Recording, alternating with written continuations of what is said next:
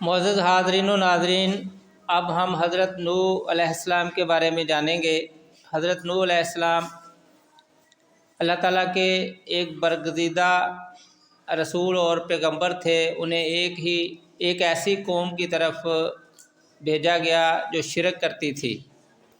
حضرت نوح علیہ السلام کی قوم جن بتوں کی پوجا کرتی تھی، شیطان نے ان کے دلوں میں یہ خیال ڈالا کہ تمہارے باپ دادا نے یہ بت ایسے ہی نہیں بنائے تھے، بلکہ اللہ تعالیٰ نے انہیں بھی کچھ قدرت اور اختیار دیا ہے، اس لیے تم ان بتوں سے دعائیں مانگا کرو اور ان کی پوجا کیا کرو، یہ تمہاری مشکلات کو دور کریں گے۔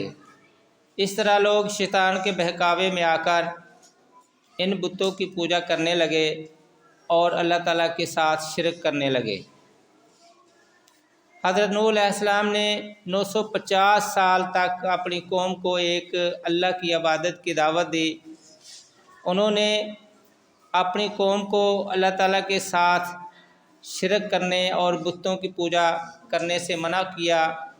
آپ علیہ السلام نے اپنی قوم کے افراد کو فردن بھی سمجھایا اور سب کے سامنے دن میں بھی سمجھایا اور رات میں بھی، لیکن قوم نے ان کی بات نہ مانی۔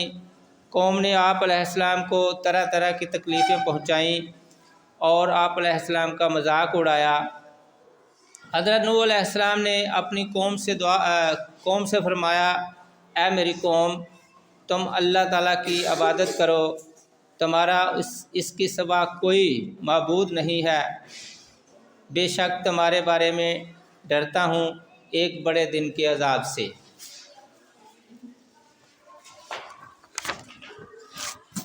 آپ علیہ السلام نے اپنی قوم سے یہ بھی فرمایا، میں تم تک اپنے رب کے پیغامات پہنچاتا ہوں اور میں تمہیں نصیحت کرتا ہوں، اور میں اللہ کی طرف سے وہ جانتا ہوں جو تم نہیں جانتے۔ قوم کی مسلسل نافرمانی اور ان کے عذاب طلب کرنے پر اللہ تعالیٰ نے اس کافر قوم کو انجام تک پہنچانے کا ارادہ فرما لیا۔ پھر حضرت نوح علیہ السلام کی طرف وحی فرمائی کہ آپ علیہ السلام کی قوم میں سے مزید لوگ ایمان نہیں لائیں گے۔ پھر آپ علیہ السلام کو ایک کشتی بنانے کا حکم دیا۔ حضرت نوح علیہ السلام نے یہ کشتی اللہ تعالیٰ کے حکم اور ہدایت کے مطابق لکڑی کے تختوں اور کیلوں سے بنانا شروع کر دی۔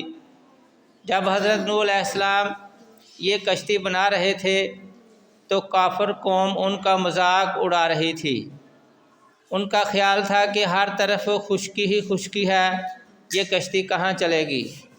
لیکن حضرت نوح علیہ السلام نے ان کی باتوں کی پرواہ کیے بغیر اللہ تعالیٰ کے حکم پر عمل کرتے ہوئے کشتی بنا لی۔ جب کافروں پر اللہ تعالیٰ کے عذاب کا وقت آیا تو اللہ تعالیٰ نے حضرت نوح علیہ السلام کو کشتی میں اپنے گھر والوں، ایمان والوں اور جانوروں کے ایک ایک جوڑے کو سوار کرنے کا حکم فرمایا۔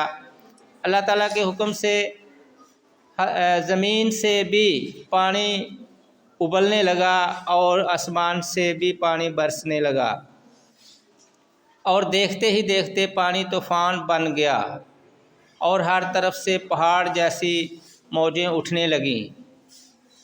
حضرت نوح علیہ السلام کے 3 بیٹے ان کے ساتھ کشتی میں سوار تھے، جبکہ ایک بیٹا کشتی سے باہر تھا۔ حضرت نوح علیہ السلام نے اسے آواز دی کہ اے میرے بیٹے، کشتی میں سوار ہو جا۔ اس نے کہا، میں پہاڑ پر چڑھ جاؤں گا، وہ مجھے بچا لے گا۔ حضرت نوح علیہ السلام نے فرمایا کہ آج اللہ تعالیٰ کے سوا کوئی بچانے والا نہیں۔ اچانک ایک موج آئی اور ان کا بیٹا بھی دیگر کافروں کی طرح غرق ہو گیا۔ پھر جب طوفان کے اختتام کا وقت آیا تو اللہ تعالیٰ نے زمین کو اپنا پانی نگلنے کا حکم دیا اور آسمان کو پانی برسانے سے روکا۔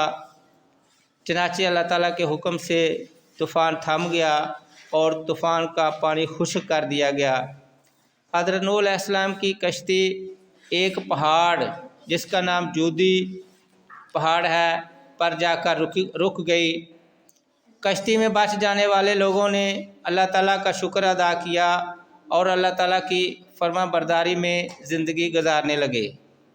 हज़रत नूह अलैहिस्सलाम के बाद उनके ईमान लाने वाले तीनों बेटों से इंसानों की नस्ल चली, इसलिए हज़रत नूह अलैहिस्सलाम को आदम सानी भी कहा जाता है। हक़ की दावत देते हुए हज़रत नूह अलैहिस्सलाम की साबित कदमी अपनी मिसाल आप है। उन्होंने हर तकलीफ़ और मशक्क़त को बर्दाश्त किया, लेकिन अल्लाह ताला के दीन की तबलीग से पीछे ना हटे। आप अलैहिस्सलाम की ज़िंदगी से हमें ये सबक मिलता है कि हम हक़ पर साबित कदम रहें और उस रास्ते में आने वाली तकलीफ़ को सब्र के साथ बर्दाश्त करें। जब इंसान फ़ैसला कर लेता है कि उसने गलत रास्ते को इख्तियार नहीं करना, तो अल्लाह ताला भी उसकी मदद फरमाता है।